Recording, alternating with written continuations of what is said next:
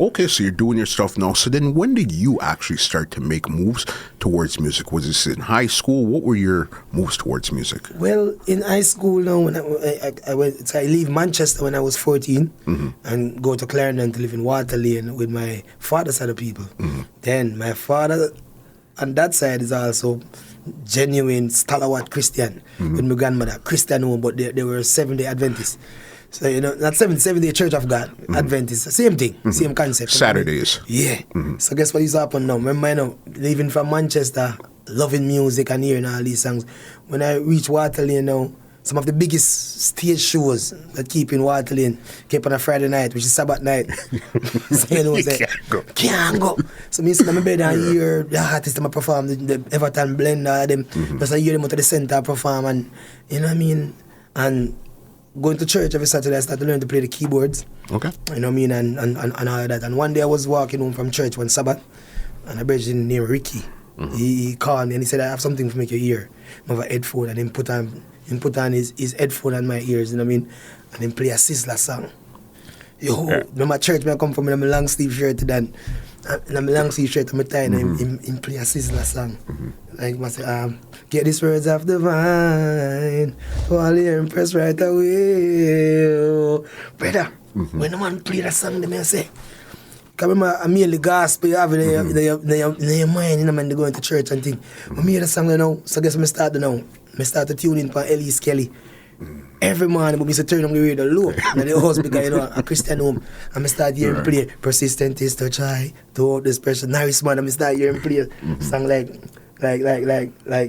no, for them love you, them got an old tear. Yo, bro, like the feeling, the energy. I'm like, yo, I think this is the direction I want to go. You know what I mean? And from there, leaving high school, I attended the Ebony Park Art Academy, and I was there boarding institution for around 3 years. You know what I mean? I used to go to festival, the JCDC festival, play the Dinky Mini Drums. Okay. You know what I mean? Sing those old niggas spiritual songs and enter festival, win gold, and you know what I mean?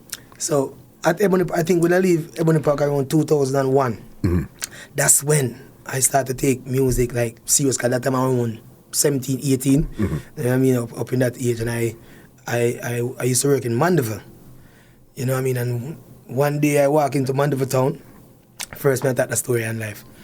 I walk into Mandeville town one day because I couldn't find a studio. Because I have a song in my head, and I couldn't find a studio to record it. And I walk up into Mandeville town and I saw this guy on a plaza, Mandeville Plaza. He have a book in his hand, and I have a pen and write. And I say, yo, General, I try to find a studio, you know. Man say, artist. I say, yeah, man. I say, I play keyboard and everything like that, you know. Man say, one studio to write a song. That guy was Khago. Yes, Virgin. Just like that. Just like that. I say, what your name? I say, my name is Chicago, you know. Music me do, you know. So I say, what you do? I say, I work down the road, and the man say, yo, if you do music and music alone, you have to do, you know, you can't work, you know. I must have tell the truth. The man convinced me if he left me look a job, you know. Yo, the man, but like, it's a go back right there, it's a forward back to me, you know, the man convinced me, say, yo, for music, and music alone. That's why I can honestly tell a person, say music is jealous, you know. Music is like your woman in your yard, and if you don't give it time, you will probably do music for years and never achieve nothing that you want to say.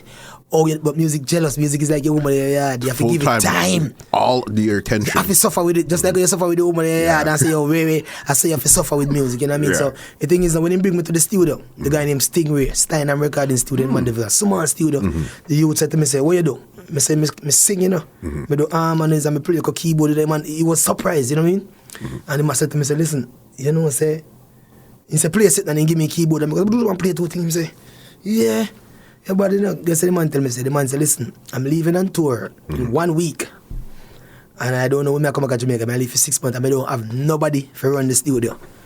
That the man tell me in the bridge. The man say, I leave the studio give you. So I use 1 week to teach you how to record. Yeah. That time outside, you know, we have Jamaican, we have Terry Lynn, and all them artists outside. That was the main dub plate studio from Mandeville. Okay. Like, you know, dub plate, advertisement, jingles. That was the main hub in Mandeville at the time, you know what I mean? So the gentleman end up leaving Jamaica and leave his studio in my hand. At the time, we record with a thing called Adobe Audition. And we use FL Fruity Loops now to make rhythm. And him teach me that in 1 week. Him say, listen, Me don't know how you gonna do it, you can see it by them face. Cause at the time, me never really know much about computer. Cause going to high school, computer, them only used to teach you to identify parts of the computer. We never able to use it. But I take 1 week and practice and say, I say record, this is solo, this is mute. You know what I mean? And he left. And when him come back, man, in a 6 month time, man, every artist across Mandeville, them I say, yo, this youth, him no have to do my thing them. Because we spend nights and nights and practice and listen to the dub plate them back in the car and realize that the vocal is too high, turn it down, and we practice and me teach Khago for record and him teach me for record. We just record each other.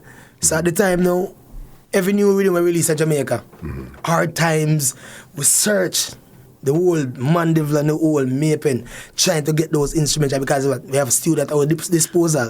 So we just want those rhythm to go into this and we write song for all of those rhythms. I'm tell you this happened for around 7 years straight. We have studio, we just have get rhythm and record songs. And that's how it started off professionally for Exco Levi from right there. And Khago was involved with a lot of this time here too? Yes, we there right here. Yeah. As a matter of fact, we rent an apartment together in Mandeville. Me and him and the next brethren. And the chair we are artists. And we rent the apartment and we lived there for years, just going to the studio every day and doing music. And I think changing from there, you know, a gentleman come to the studio once. He's a producer, big up TJ, Triple Platinum Records. And he saw me in the studio and he said to me, say, I like your talent. And he said, see you? There's something different about you. He said, ever travel yet? I said, no.